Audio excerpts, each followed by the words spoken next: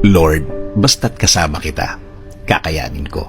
Lord, salamat sa bagong araw. Salamat sa bagong opportunity na maiba ang ginawa ko kahapon para sa aking mga kinakaharap na problema. Salamat at nagising pa din ako para makasama ko ang aking pamilya.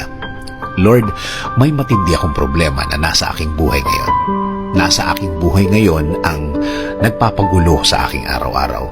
Hindi ko na po, Lord, alam ang gagawin. Litong-lito na po ako sa kung ano ang dapat na gagawin.